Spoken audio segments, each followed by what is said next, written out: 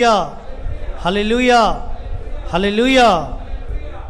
వచ్చిన ప్రతి ఒక్కరికి పేరు పేరున సబ్బాత్ షలోమ్. మరి యూట్యూబ్లో ఇస్తున్న వారికి పేరు పేరున సబ్బాత్ షలోమ్. పరిశుద్ధమైన సన్నిధిలో మనం ఆయన యొక్క నామాన్ని గణపరిచాము, ఆయన స్తుతించాము, ఆయన ఆరాధించాము. ఆయన యొక్క శ్రేష్టమైన వాక్యాన్ని మనం విని ఆయన సన్నిధిలోని ఆశీర్వాదాలు మనం పొందుకుందాం. పరిశుద్ధాత్మ తండ్రి మనల్ని ఆయన కొరకు, ఆయన యొక్క నామ మహిమ కొరకు నిలబెట్టుకుంటున్నాడు. ఒకటి సమయంలో ఆయన యొక్క లేఖన భాగం మనం చదువుకొని ప్రార్థన చేసుకొని మనం ముందుకు వెళదాం. యోహాను సువార్త 15వ అధ్యాయము 4వ వచనము చదువుతున్నాను. యోహాను సువార్త 15వ అధ్యాయము 4వ వచనం చదివిన తర్వాత భగవాన్ బ్రదర్ ప్రార్థన చేయాలని కోరుతూ వస్తుంటున్నాను. 15వ అధ్యాయము 4వ వచనం.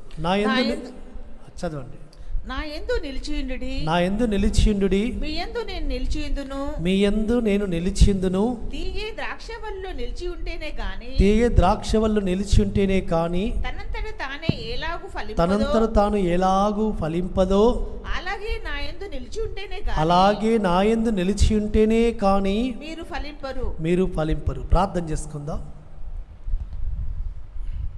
అందరికీ సబ్బాత్ షలోమ్. పరిశుద్ధుడా, పరమ తండ్రి, గొప్ప రాజా, సర్వలోక సృష్టికర్త, మీకు స్తుతులు స్తోత్రాలు వందనాలు చెల్లించుకుంటున్నాం రాజా. ఆశ్చర్యకరుడా, అద్భుత కార్యాలు జరిగించే మా గొప్ప రాజా, మీకు వందనాలు చెల్లించుకుంటున్నాం తండ్రి. గత సబ్బాతు దినం నుంచి తండ్రి మీరు మమ్మల్ని ఈ సబ్బాత్ దినం వరకు కాచి కాపాడి మరి ఒక పరిశుద్ధమైన దినమును మీరు మాకు అనుగ్రహించి ఇచ్చి ఉన్న విధానం బట్టి మీకే స్తోత్రంలో స్తుతులు వందనాలు చెల్లించుకుంటున్నాం రాజా. గొప్ప రాజా, పరిశుద్ధ పర్వ తండ్రి 6 దినములు సమస్తమును సృజించి 7వ దిన విశ్రమించి పరిశుద్ధపరిచి ఇటు పరిశుద్ధమైన దినమును తరతరములకు మీరు మాకు నిత్యమైన కట్టడగా ఇచ్చి ఉన్న విధానం బట్టి మీకే స్తోత్రములు స్తుతులు వందనాలు చెల్లించుకుంటాం రాజా. ఈ పరిశుద్ధమైన దినమును ఎవరైతే ఎక్కడ కూడి తండ్రి మీ పరిశుద్ధమైన సన్నిధానంలో భయభక్తులతో పాటిస్తున్నారో వారికి మాకును దిన సంబంధించిన ఆశీర్వాదములను కుమ్మరిస్తున్న విధానం బట్టి మీకే స్తోత్రములు స్తుతులు వందనాలు చెల్లించుకుంటాం రాజా. ఈ సబ్బాతు కూటమిలో తండ్రి మీరే ఆది నుంచి అంతవరకు అధ్యక్షత వహించి నడిపించి తద్వారా మీ నామనకు ఘనత మేము తెచ్చుకుంటున్న విధానం బట్టి మీకే స్తోత్రములు స్తుతులు వందనాలు చెల్లించుకుంటున్నాం తండ్రి. ఇప్పటి వరకు మీరు తండ్రి స్తుతుల యందు తండ్రి, పాటల యందు తండ్రి, లేక పట్టణం యందు తండ్రి, ఆరాధన యందు తండ్రి మీరు మా మధ్యలో ఉండి తండ్రి మీరే ఆసీనుడై ఉన్నందుకు మీకే స్తోత్రములు స్తుతులు వందనాలు చెల్లించుకుంటున్నాం రాజా. మరి ముఖ్యంగా తండ్రి వాక్యోపదేశ ఘట్టంలోకి మేము ఎంటర్ అయింటుండగా తండ్రి మీరే మీరు ఏర్పాటు చేసుకున్న సేవకుడైన దయాకర్ బ్రదర్ని బట్టి మీకే స్తోత్రం చెల్లించుకుంటున్నాం తండ్రి. ఆ దయాకర్ బ్రదర్ని తండ్రి మీరు వాడుకుంటున్న విధానం బట్టి మీకే స్తోత్రాలయ్యా. గొప్ప రాజా, పరిశుద్ధ ప్రతి ఆ బిడ్డ ద్వారా మీరు అందించబోతున్న ఆత్మీయ ఆహారమును బట్టి మీకే స్తోత్రములు స్తుతులు వందనాలు చెల్లించుకుంటున్నాం తండ్రి. గొప్ప రాజా, పరిశుద్ధ ప్రతిని మాట్లాడేది తను కాకుండా తండ్రి తన నోటికి మీరే బూరగా ఉండి తండ్రిని తన పెదవులలో నుంచి మీరే మాట్లాడి తండ్రి మాకు కావాల్సిన ఆత్మీయ ఆహారంను మీరు మాకు అనుగ్రహించబోనందుకై మీకు స్తోత్రం చెల్లించుకుంటున్నాం తండ్రి.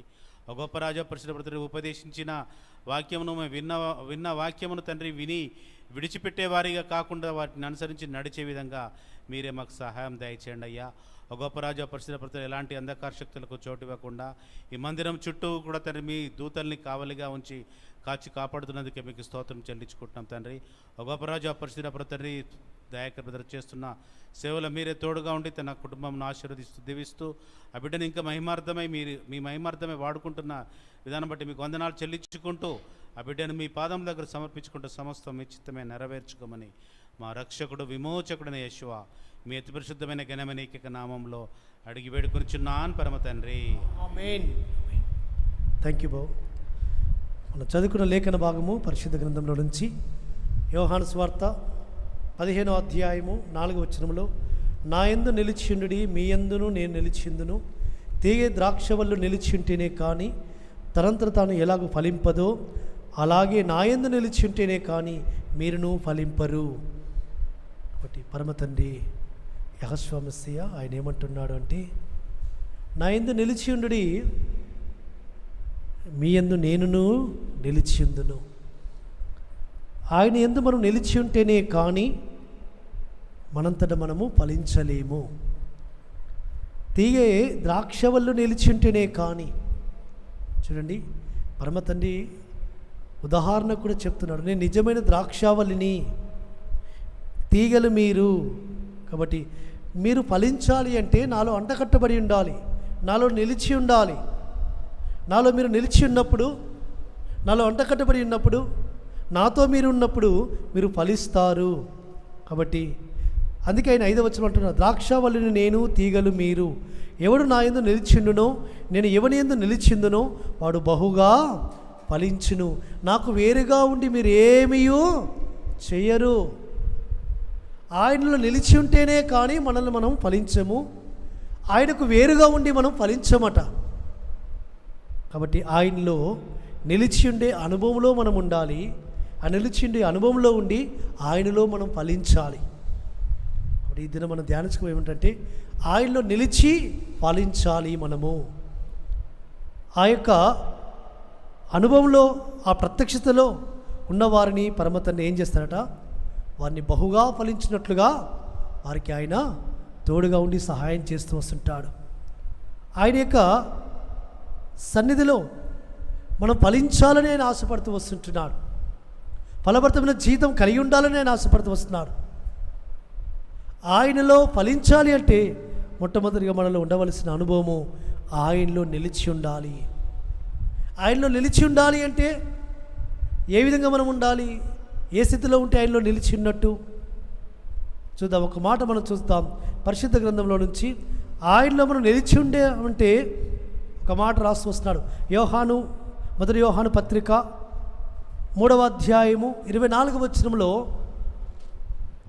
మొదటి యోహాను 3వ అధ్యాయం 24వ వచనంలో, ఆయన ఆజ్ఞలను గైకొనువాడు, ఆయన ఆజ్ఞలను గైకొనువాడు ఆయన యందు నిలిచియుండును, ఆయన యందు నిలిచిండును, ఆయన వాని యందు నిలిచియుండును, ఆయన వాని యందు నిలిచిండును, ఆయన మన యందు నిలిచి ఉన్నాడని, ఆయన మన యందు నిలిచి ఉన్నాడని, ఆయన మనకు అనుగ్రహించిన ఆత్మ ఆయన మనకు అనుగ్రహించిన ఆత్మ మూలముగా తెలుసుకొనుచున్నాము. ఆయన ఆజ్ఞలు గైకొనువాడు ఆయన యందు నిలిచిండును.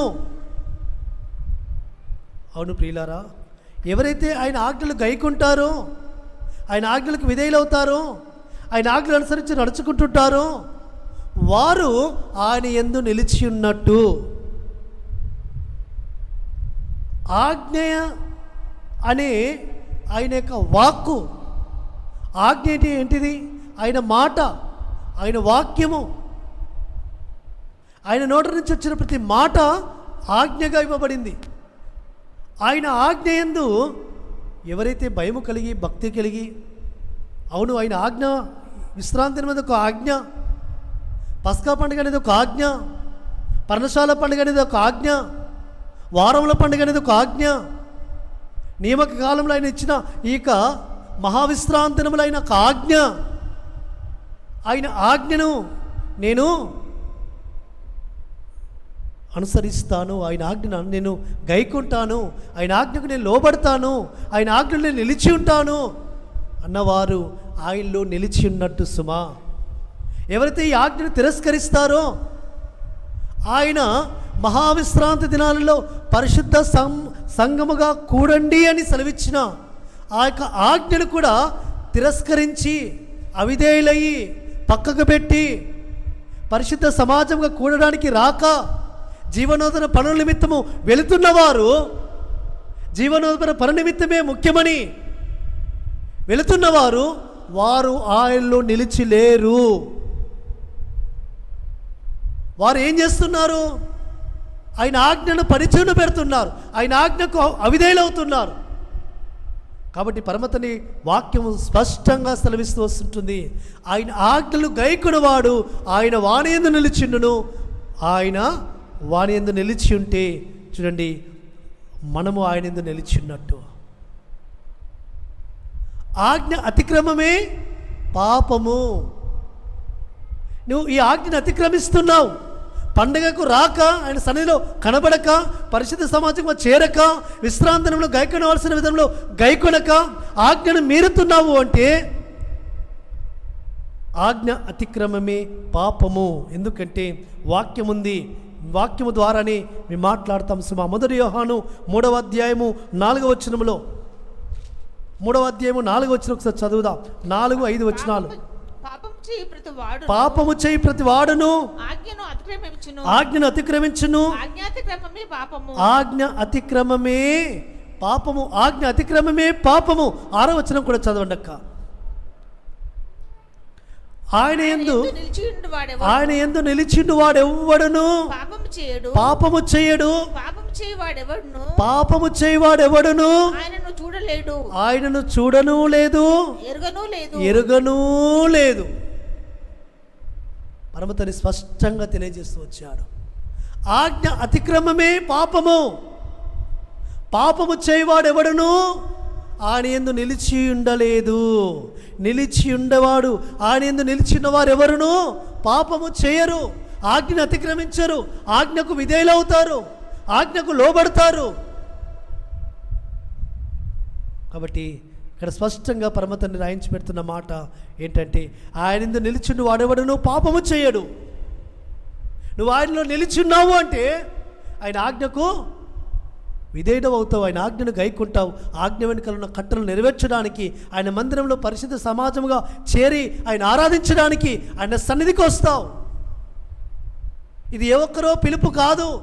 ఆయన సన్నిధికి రమ్మన్నది, పండుగలు ఆచరించమన్నది ఏ ఒక్కరు మనుషుని యొక్క ఆజ్ఞ కాదు, ఏ ఒక్క సేవకుని యొక్క పిలుపు కాదు, ఏ ఒక్క మందిరం యొక్క ఆహ్వానం కాదు. ఎలోహిమని యెహోవా తనకును తన ప్రజలకు మధ్య గుర్తుగా ఇచ్చిన ఈ మహావిశ్రాంతి దినాలలో ఆయన పరిశుద్ధ సంఘముగా కూడమని ఆజ్ఞాపించాడు. అది ఆజ్ఞ. విశ్రాంతి దినమనేది అది ఆజ్ఞ. ఆ ఆజ్ఞకు లోబడితేనే, విధేయుడవుతేనే నువ్వు ఆయన యందు నిలిచి ఉన్నట్టు. కాబట్టి ఆయన యందు నువ్వు నిలిచి లేవు అంటే నువ్వు పాపములో ఉన్నట్టు. పాపము చేయవాడు ఎవడును, చూడండి, పాపము చేయవాడు ఎవడును ఆయనను చూడను లేదు, ఆయనను ఎరుగను లేదు. ఆయనను చూడను లేదు, ఆయనను ఎరగను లేనప్పుడు ఆయన యందు నిలిచి అనుభవంలో కూడా లేడు సుమా. కాబట్టి ఇక నువ్వు ఎక్కడ ఫలిస్తావు? నీ జీవితం ఎలా ఫలించడము? కాబట్టి పరమ తండ్రి ఏమంటూ వస్తున్నాడంటే, నా కుమారుడా నీవు నాలో నిలిచి ఉండాలి. నాలో నిలిచి ఉండాలంటే నువ్వు నా ఆజ్ఞకు లోబడు. వాళ్ళు ఏమైనా చెప్పుకుంటారు, ఆ సేవకులు ఏమైనా చెప్పుకుంటారు, వాళ్ళు చెప్పని మేము చేయేది చేస్తామన్నవారు పరమతండ్రి తీర్పులో నిలబడ్డప్పుడు, పరమతండ్రి ఆజ్ఞలు, పరమతండ్రి నీతిని కొలబద్ధముగా చేసి కొలుస్తున్నప్పుడు, ఆయన సింహాసనమునకు నీతి న్యాయమే కొలబద్ధము, నీతి అనే మట్టపుగుండును పట్టుకొని కొలుస్తున్నప్పుడు, న్యాయముననే కొలనూలను పట్టుకొని కొలుస్తున్నప్పుడు, నా కుమారుడా ఈ పస్కా పండుగ నువ్వు ఎందుకు రాలేదు? నా కుమార్తె నువ్వు ఈ పస్కా పండుగను నువ్వు ఎందుకు రాలేదు? ఈ మహావిశ్రాంతిలో ఆయన సన్నిధిలో ఆయన నన్ను ఆరాధించడానికి నా సన్నిధికి ఎందుకు రాలేదు అని ఆయన తీర్పు తీర్చబోతున్నప్పుడు నువ్వు ఏం అనుసరిస్తావు? ఏం జవాబిస్తావు? ఏ విధంగా నువ్వు నిలబడగలుగుతావు? నేను అన్నకి చెప్పానులే నా కారణాలు. ఓ ఎలోహిం నేను దైవ సేవకుని చెప్పాను, సేవకురాలు చెప్పాను, సేవకుని చెప్పాను అంటే అవన్నీ కుదరదు. అక్కడ ఆయనక నీతి మట్టపు గుండుకు సరితూగాలి. నువ్వు ఆయన న్యాయం కొలనూలుకు నీవు సరితూగాలి. కాబట్టి అందుకే ఏనేమంటున్నాడంటే, నా యందు నిలిచిండు వాడెవడును, నా యందు నిలిచిండు వాడెవడును పాపము చేయడు. ఆయన యందు నిలిచిండు వాడెవడు పాపము చేయడు. పాపము చేస్తున్నాడు అంటే ఆయన ఎరుగను లేదు, ఆయన యందు నిలిచిండను లేదు, ఆయనను చూడను లేదు, ఆయన స్వరం వినను లేదు, ఆయన ఆత్మను పొందుకొనను లేదు. పాపము చేయి వారి మీద ఆయన ఆత్మ కుమ్మరించాడు సుమా. కాబట్టి రాబోయే షావతు పండుగలో, రాబోయే పెంతెకోస్తు పండుగలో పరిశుద్ధాత్మతో నింపబడే అనుభవంలో మనం ఉండాలి. ఎందుకంటే మనం ఫలించాలి అంటే ఆయన ఆత్మ మనలో ఉండాలి. ఆయన ఆత్మ మనలో నిలిచి ఉండాలంటే మొట్టమొదటిగా మనం ఆయన ఆజ్ఞలకు లోబడుతూ రావాలి సుమా. కాబట్టి ఆయన ఏమంటూ వస్తున్నాడంటే, ఆయనలో నిలిచి ఉండడము. ప్రియులారా, ఆయనలో నిలిచిండే అనుభవం. ఇంకొక మాట ఆయన ఏమంటున్నాడు, ఆయన స్వయంగా చెప్తున్న మాట యోహాను సువార్తలో ఆయన ఎందుకు నిలిచి ఉండాలంటే ఏమంటున్నాడో చూద్దాం ఒకసారి. యోహాను సువార్త 6వ అధ్యాయము 56వ వచనం ఒకసారి చదువుకుందాం. 56వ వచనము, యోహాను సువార్త 6వ అధ్యాయం 56వ వచనంలో నా శరీరము తిని నా రక్తము త్రాగువాడు నా యందును నేను వాని యందును నిలిచియుందుము. యోహాను సువార్త 6:56లో సెలవిస్తూ వస్తున్నాడు, నా శరీరము తిని నా రక్తము త్రాగువాడు నేను వాని యందును వాడు నా యందును నిలిచియుందుము. ఇది పరమ తండ్రి సన్నిధిలో నిలిచిండే అనుభవము. ఎప్పుడు నిలిచి ఉన్నట్టు? ఆయన శరీరము తిని ఆయన రక్తము త్రాగుతున్నప్పుడు, ఆయన యొక్క పస్కా భోజనంలో మనము చేయి వేస్తున్నప్పుడు, బలలో చేయి వేస్తున్నప్పుడు, అది యోగ్యక్రమంగా చేయి వేసి వస్తుంటున్నప్పుడు ఆయనలో మనం నిలిచి ఉన్నట్టు. కాబట్టి ప్రియులారా, ఆయన మనకు సెలవిచ్చిన ఆ యొక్క పస్కా రాత్రి భోజనము అది ఆషామాషి భోజనము కాదు. ఆయనలో నిలిచి ఉండే అనుభవంలోకి తీసుకెళ్ళే ఆ బల్లాది. ఆయన మన యందు నిలిచిండే, ఆయన ఆత్మ మన యందు నిలిచిండే, ఆయన నిత్య జీవమునకు వారసులమయ్యే అర్హత ఆయన మన యందు నిలిచి ఉంటేనే, ఆయన ఆత్మ మనలో నిలిచి ఉంటేనే. కాబట్టి ఆయన అంటూ వస్తుంటున్నాడు, నా యందును నేను వాని యందును నిలిచిందును, నా శరీరము తిని నా రక్తము త్రాగువాడే.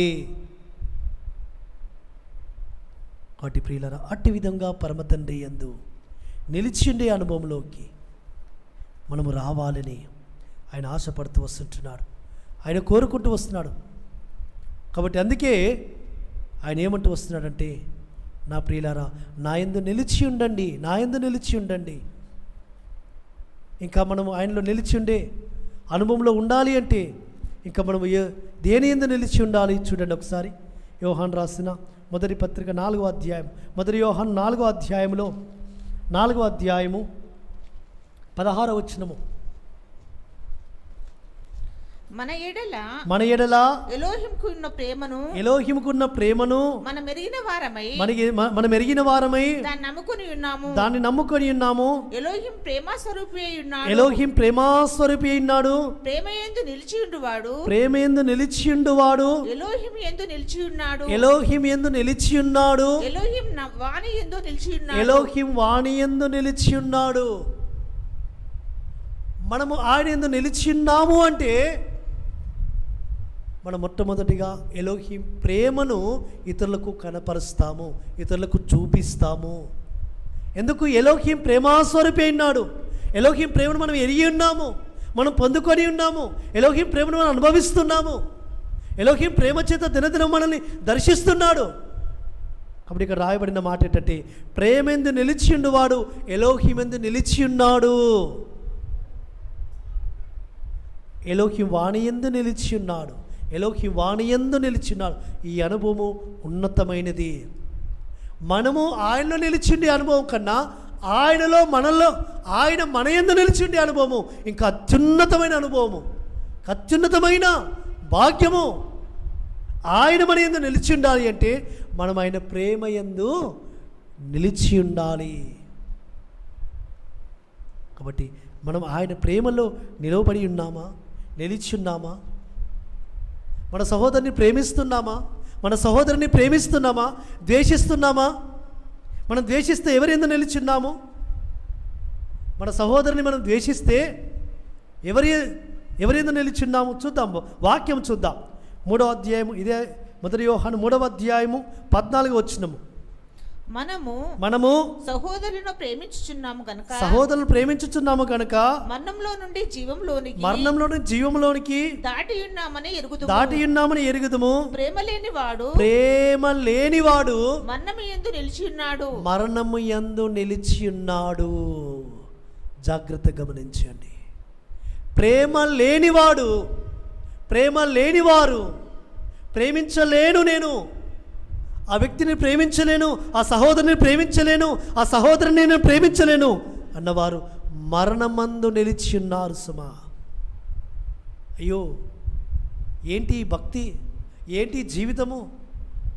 మనం చివరికి మరణము కొరక నిత్య జీవనం సంతరించుకోవడానికి కదా మన ప్రయాసము, మన శ్రమ, మనం ఇక భక్తి జీవితము. మనం ఈ లోకం నుంచి ప్రత్యేకపరచబడింది, వేరు చేయబడింది.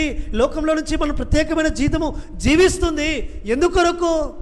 నిత్య జీవాన్ని సంతరించుకోవడానికి కొరకు. కాబట్టి మరణంలో నుంచి జీవంలోకి దాటి ఉన్నాం మనం. తిరిగి మళ్ళా మరణమందు నిలిచిందుమా? ఒక వ్యక్తిని ప్రేమించలేని వ్యక్తి, వాక్యం సెలవిస్తుంది, నీవు గనక ప్రేమించకపోతే ప్రేమ లేనివాడు మరణమందు నిలిచి ఉన్నాడు. మరణమందు నిలిచి ఉన్నావు. ఒకటి మరణము కొరక మనం ఈ భక్తి చేస్తుంది, ఈ ప్రయాస పడుతుంది, ఈ శ్రమ పడుతుంది. దేని కొరకు మనము? ప్రియులారా, మనం ఫలించాలి అంటే ప్రేమలో నిలిచి ఉండాలి. మొట్టమొదటిగా ఆజ్ఞకు విధేయులమైతే ఆయనలో నిలిచి ఉంటాం. రెండవదిగా ఆయన శరీరము తినే రక్తము త్రాగితే ఆయనలో నిలిచి ఉంటాం, ఆయన మన యందు నిలిచి ఉంటాడు. మూడవదిగా ప్రేమలో నిలిచి ఉంటే ఆయన మన యందు నిలిచి ఉంటాడు. ఇది 3వ పాయింట్. 4వ పాయింట్ చూద్దాం. పరిశుద్ధతలో మనం నిలిచి ఉండాలి. పరిశుద్ధత పరిశుద్ధత పరిశుద్ధత. ఎందుకంటే ప్రియులారా, చూద్దాం ఒక మాట, ఆయన యొక్క సన్నిధిలో. ఇది 1 యోహాను గ్రంథము 5వ అధ్యాయంలోకి వెళదాం. 5వ అధ్యాయము 18వ వచనం ఒకసారి చూద్దాం. ఎలోహి మూలముగా పుట్టియున్నవాడెవడును పాపము చేయడని మనం ఎరుగుదుము. ఎలోహి మూలముగా పుట్టినవాడు తన్ను భద్రము చేసుకొనును గనుక దుష్టుడు వాణ్ణి ముట్టడు. మనము ఎలోహిం సంబంధులమనియు లోకమంతయు లోకమంతయు దుష్టుని ఎందున్నదనియు ఎరుగుదుము. కాబట్టి ఎలోహి మూలముగా పుట్టి ఉన్నవాడు ఎవడును?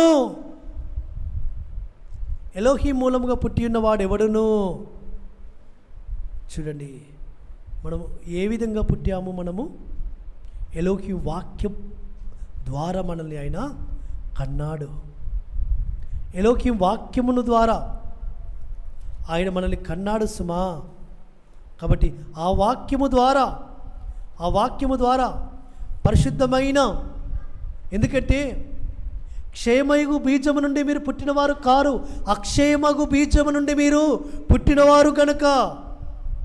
అక్షయమగు బీజము అనగా వాక్యము క్షయము కానిది. వాక్యం ఎన్నడూ క్షయము కానిది. వాక్యం చెప్పేవారు క్షయమైపోయినా క్షయమైపోతారు, కానీ వాక్యము క్షయము కానిది సుమ. అక్షయమనే బీజము నుండి మీరు పుట్టినవారు కనుక ఆ ఎలోహిం మనల్ని ఏం చేస్తాడు? ఆయన మనల్ని భద్రపరుస్తాడు. కాబట్టి పరమ తండ్రి ఆయనలో మనల్ని ఏమంటున్నాడంటే, ప్రియులారా, పరమ తండ్రి మన ద్వారా కోరుతుండేనంటే పరిశుద్ధముగా ఉంటే ఆయనలో మనం నిలిచి ఉంటాం. ఎలోహి మూలంగా పుట్టినవాడు ప్రతి వాడును ఏం చేస్తాడు? తను భద్రం చేసుకును. ఎలా? ఏ విధముగా? యోసేపు తన జీవితంలో ఒక ఫలించడి కొమ్మగా ఉన్నాడు. ఆదికాండము 49వ అధ్యాయంలోకి వెళదాం ఒకసారి. ఆదికాండము 49వ అధ్యాయము. తన ఘటాన్ని పరిశుద్ధంగా కాపాడుకున్నాడు, తన ఘటాన్ని పవిత్రంగా కాపాడుకున్నాడు. ఆదికాండము 49వ అధ్యాయము 22వ వచనంలో ఒక మాట రాయబడుతూ వచ్చింది. యోసేపు ఫలించెడి కొమ్మ, ఊట యొద్ద ఫలించెడి కొమ్మ, దాని రెమ్మలు గోడ మీదకి ఎక్కి వ్యాపించును. దాని రెమ్మలు గోడ మీదకి ఎక్కి వ్యాపించును. యోసేపు ఫలించెడి కొమ్మ. యోసేపు ఎలోహిం వాక్య మూలంగా పుట్టి ఉన్నాడు కాబట్టి తను భద్రం చేసుకుంటున్నాడు, పాపము నుంచి భద్రం చేసుకుంటున్నాడు, తన ఘటాన్ని పవిత్రంగా కాపాడుకుంటున్నాడు, తన యొక్క స్థితిని పవిత్రంగా కాపాడుకున్నాడు. కాబట్టి ఎలోహిం మీద నిలిచిన్నాడు, కాబట్టి ఎలోహిం పరిశుద్ధత ఎందు నిలిచిన్నాడు. కాబట్టి ఆయన ఏం చేస్తున్నాడు? ఏం చేయబడుతున్నాడు? ఫలించెడి కొమ్మగా ఉంటూ వస్తుంటున్నాడు. చూడండి, అతని గురించి ఒక మాట రాయబడుతూ వచ్చింది ఎలోహిం సన్నిధిలో. ఆది కాండము తన గురించి పరమతను ఏమని చక్కటి ఒక మాట రాయించి పెడుతూ వచ్చాడంటే, ఎలోహిం సన్నిధిలో ఆది కాండము 41వ అధ్యాయంలో ఒక మాట రాయబడుతూ వచ్చింది. 41వ అధ్యాయము 38వ వచనములో, ఆది కాండము 41వ అధ్యాయం 38వ వచనం, అతడు తన సేవకులను చూచి ఇతని వలె ఎలోహిం ఆత్మగల మనుషుని కనుగొనగలమా అని అనెను. ఇతని వలె ఎలోహిం ఆత్మగల మనుషుని కనుగొనగలమా నేను. మరియు చాలా ఎలోహిం ఆత్మ అతని యందున్నది కాబట్టి అతని విశేషమైన జ్ఞానాన్ని కనపరుస్తున్నాడు. ఎలోహిం ఆత్మ అతని యందు ఎప్పుడు నిలిచిన్నది, ఏ విధంగా నిలిచిన్నది, ఎలోహిం ఆత్మతో ఏ విధంగా నింపబడ్డాడు, తన ఘటాన్ని పరిశుద్ధంగా కాపాడుకున్నాడు.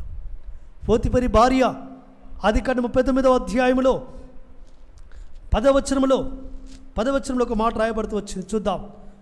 ఆది కాండము దినదినము 9వ వచనం చూడండి, చదవండి అక్క. నీవు అతని భార్యవైనందున నిన్ను తప్ప మరి దేనిని నాకు అప్పగింపబడి ఉండలేదు. కాబట్టి నేను ఎట్లు ఇంత ఘోరమైన దుష్కార్యము చేసి ఎలోహింకు విరుద్ధముగా పాపము కట్టుకొందునని తన యజమానుని భార్యతో అనెను. పోతిఫరి భార్య దినదినతో మాట్లాడుతుంది. అతనితో పాపము చేయించడానికి అతన్ని ప్రేరేపిస్తుంది. కానీ తాను మాత్రము ఒప్పుకొనట్లేదు. అతను ఒప్పుకుంటే, ఆ పాపం చేయడానికి ఒప్పుకుంటే తనకి ఎంతో అక్కడ అన్ని సౌకర్యాలు ఉంటాయి. సకల సౌకర్యాలు కలిగిన విందు భోజనము, దినదినము రాజభోజనము సకల సౌకర్యాలు. ఆమె మాట కనుక ఒప్పుకొని ఆ పాపము చేస్తే ఎన్ని విధాలుగా ఆయనకు ఈ భూమి మీద సకల సౌకర్యాలు, కానీ ఆ పాపము చేయడానికి తను ఒప్పుకొనక తను భద్రం చేసుకుంటున్నాడు. దుష్టుడి నుండి తను భద్రం చేసుకుంటున్నాడు. దుష్టుడు ఆమెలో నుండి నన్ను పవిత్రతగా పరిశుద్ధంగా ఉండనీయకుండా, నా ఘటాన్ని పరిశుద్ధంగా కాపాడుకొనియకుండా అపవాది ఆమెలో నుండి నన్ను యత్నం చేస్తుందని తన ఘటాన్ని పరిశుద్ధంగా కాపాడడానికి కొరకు ఆయన ఏం చేస్తూ వచ్చాడు, చెరసాలలో పోవడానికైనను ఇష్టపడుతూ వచ్చాడు. సుమా, కష్టంలో ఉండడానికైనను, ఇబ్బంది పడడానికైనను, ఎంతో బాధ అనుభవించడానికైనను ఆయన ఇష్టపడుతూ వచ్చాడు.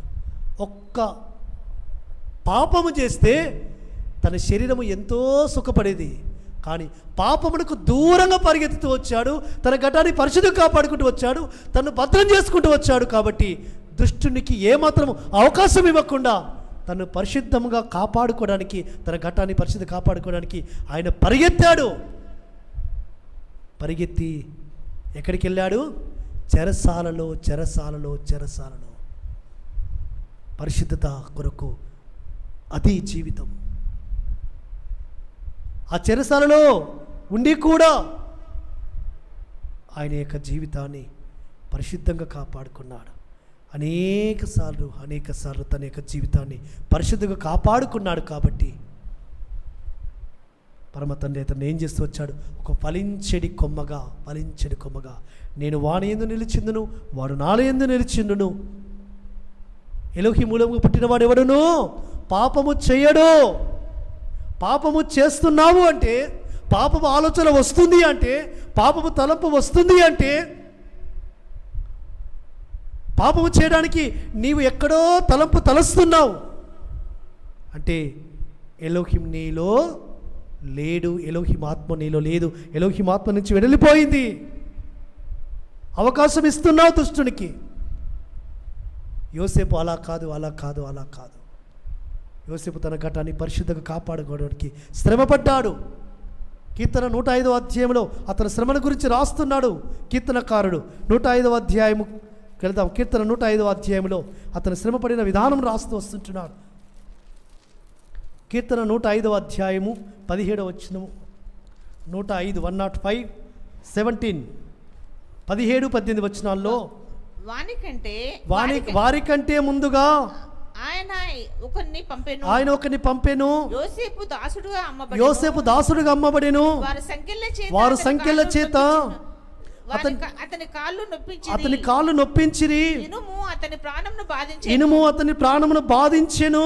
అతడు చెప్పిన సంగతి నెరవేరు వరకు అతడు చెప్పిన సంగతి నెరవేరు వరకు యెహోవా వాక్కు అతన్ని పరిశోధించుచుండెను. యెహోవా వాక్కు అతన్ని పరిశోధించుచుండెను.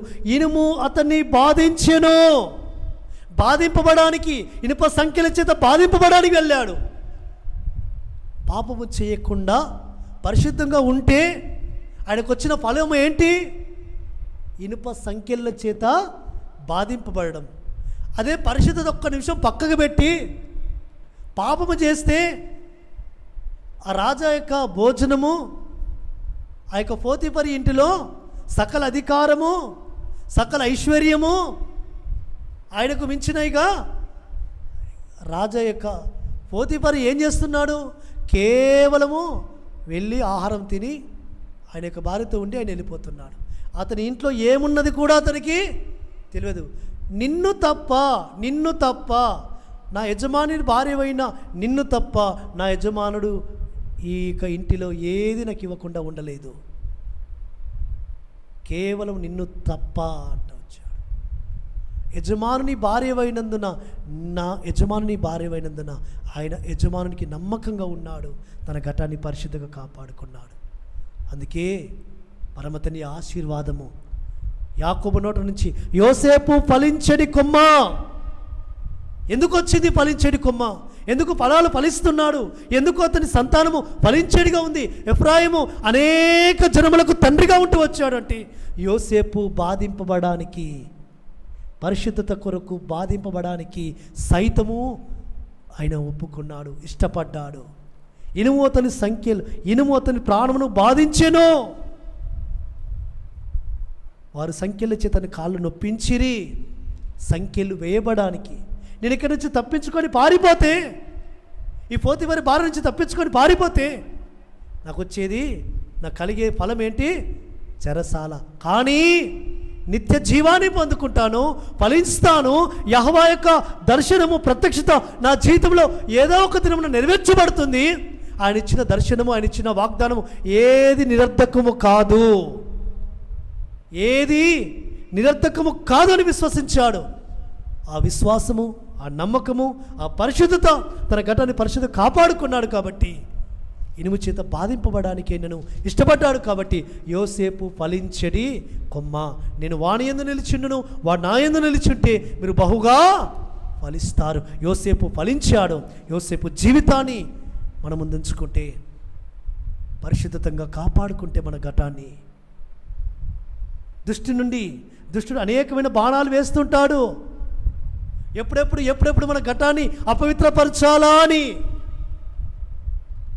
దుష్టునితో నిరంతరము పోరాటము. ఈ యొక్క శరీరము, ఆత్మకు పోరాటము.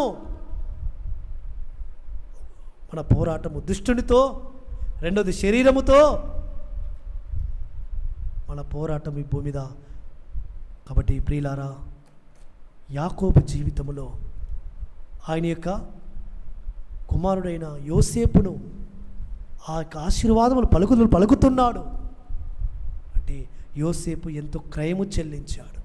యోసేపు ఎంతో బాధింపబడ్డాడు. కాబట్టి పరిశుద్ధంగా ఉండడానికి మనము ఈ లోకంలో శ్రమపడవలసి వస్తుంది, బాధింపబడవలసి వస్తుంది, నిందలు అనుభవించవలసి వస్తుంది, ఇబ్బంది పడవలసి వస్తుంది. పాపము చేయడానికి ఏ ఇబ్బంది అవసరం లేదు, పాపము చేయడానికి ఏ కష్టం అవసరం లేదు.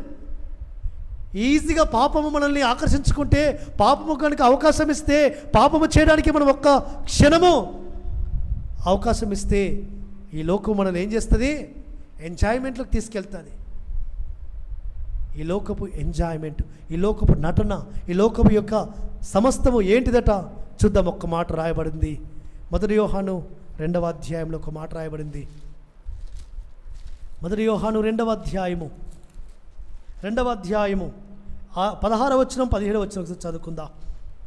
లోకంలో ఉన్నదంతయు లోకంలో ఉన్నదంతయు అనగా అనగా శరీరాశయు శరీరాశయు నేత్రాశయు జీవపు డంబమును తండ్రి వలన పుట్టినవి కావు.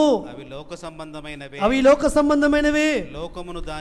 లోకమును దాని ఆశయు గతించిపోవచ్చున్నవి గాని ఎలోహిం చిత్తమును జరిగించువారు నిరంతరమును నిలుచును. లోకమును దాని ఆశయు గతించిపోవును. లోకంలో ఉన్నదంతయు అనగా శరీరాశ, నేత్రాశ, జీవపుడంబము ఇవి ఎలోహిం నుండి పుట్టినవి కావు. ఎలోహిం మూలంగా పుట్టినవారు ఈ లోక ఆశలతో ఉండరు, శరీరాశతో ఉండరు, నేత్రాశతో ఉండరు, జీవపుడంబంతో ఉండరు. ఎలోహిం మూలముగా పుట్టినవారు ఏం చేస్తారంటే వారు తమ శరీరాన్ని పవిత్రంగా కాపాడుకుంటారు. లోకం వైపు చూడరు, లోకస్తుల వలె ఉండరు, లోకపు నటన వారిలో ఉండదు, లోకం యొక్క జీవితం వారిలో ఉండదు. లోకస్తుల వలె లోకస్తులతో కలిసి వారి జీవితం ఉండదు, కలిసి నడవరు. చీకటికి వెలుగుకి ఏమి పొత్తు? కాబట్టి ప్రియులారా, లోకము దాని ఆశలు గతించిపోవును కానీ ఎలోహిం చిత్తము జరిగించువారు. ఎలోహిం చిత్తం ఏంటి? నువ్వు పరిశుద్ధంగా ఉండడమే ఎలోహిం చిత్తము. తెలుసు కదా, మనము పరిశుద్ధులగుటయే ఎలోహిం చిత్తము. నువ్వు పవిత్రంగా నీ ఘటాన్ని పవిత్రంగా కాపాడుకోవడమే ఎలోహిం చిత్తము. ఎలోహిం చిత్తమును జరిగించువారు నిరంతరము నిలవబోతున్నారు సుమా. వారు ఫలాలు ఫలించబోతున్నారు, వారి ఫలం నిలిచిండబోతుంది. ఎలోహిం చిత్తమును జరిగించువారు నిరంతరం నిలవబోతున్నారు. లోకమును దాని ఆశలతో ఉన్నవారు గతించబోతున్నారు. శరీరాశ, నేత్రాశ, జీవబడంతో. కాబట్టి కన్ను ఏది కోరితే, కన్ను ఏది చూస్తే, మనసు ఏది ప్రేరేపిస్తే అది కావాలని వెళుతున్నవా? లోకము నీలో ఉన్నది. లోకము నీలో ఉంటే నువ్వు లోక సంబంధుడివే, లోక సంబంధురాలువే. ఎలోహిం మూలంగా పుట్టినవాడు కావు. ఎలోహిం మూలంగా పుట్టినవారు వాడి గురించి ఆలోచించరు. ఎలోహిం మూలంగా పుట్టినవారు పాపము చేయడు. ఎలోహిం మూలంగా పుట్టినవాడు ఎవడను పాపము చేయడు. ఎలోహిం మూలంగా పుట్టినవాడు తను భద్రం చేసుకున్నాడు గనుక దుష్టుడు వానిని ముట్టడు. కాబట్టి ప్రియులారా, ఈ లోకంలో ఉన్న పాపము నిన్నేం చేస్తుంది? ఎలోహింకు దూరంగా చేస్తుంది. నువ్వు లోకస్తుల వలె ఆలోచిస్తున్నావా? లోకస్తుల వలె ఎంజాయ్మెంట్ కోరుతున్నావా? లోకస్తుల వలె ఉండాలని వెళ్తున్నావా? లోకంతో నీకు పొత్తు లేదు. చీకటికి వెలుగుకు సంబంధం లేదు. విశ్వాసులకు అవిశ్వాసులకు సంబంధం లేదు. నీతికి దుర్నీతికి ఏమి సాంగత్యము? కాబట్టి ఎలోహిం మీద నువ్వు నిలిచి ఉండాలంటే నీతిలో నిలిచి ఉండు, ఆజ్ఞలో నిలిచి ఉండు, ఆజ్ఞకు విధేయుడవవు. ఎలోహిం శరీరము తిని ఆయన రక్తము తాగు, పరిశుద్ధముగా, యోగ్యముగా, సమాధానముగా, అప్పుడు పరమ నీలో నిలిచి ఉంటాడు. ఎలోహిం ప్రేమలో నిలిచి ఉండు, ఎలోహిం నీ యందు నిలిచి ఉంటాడు. 4వది పరిశుద్ధతలో నిలిచి ఉండు, పరమతండ్రి నీలో నిలిచి ఉంటాడు, నిన్ను ఫలింపజేస్తాడు. యోసేపును ఫలింపజేశాడు పరమతండ్రి. యోసేపు తన ఘటాన్ని పరిశుద్ధంగా కాపాడుకున్నాడు, పవిత్రంగా పరిశుద్ధంగా కాపాడుకున్నాడు తన ఘటాన్ని. కాబట్టి పరమతండ్రి యోసేపును ఫలించడి కొమ్మగా ఉంచాడు, ఫలాలు ఫలిస్తూ వచ్చాడు. పరమతండ్రి అట్టి విధంగా ఆయన ప్రేమలో, ఆయన యొక్క పరిశుద్ధతలో, ఆయన యొక్క శరీరము తిన రక్తములో, ఆయన యొక్క ఆజ్ఞలో మనం నిలిచిండునట్లుగా ఆయన కృప మన మీద సమృద్ధిగా విస్తరింపచేయునుగాక. ఆమేన్. పరమతండ్రి మాటలు మన వెనుకల్లో దీవించునుగాక. ఆమేన్.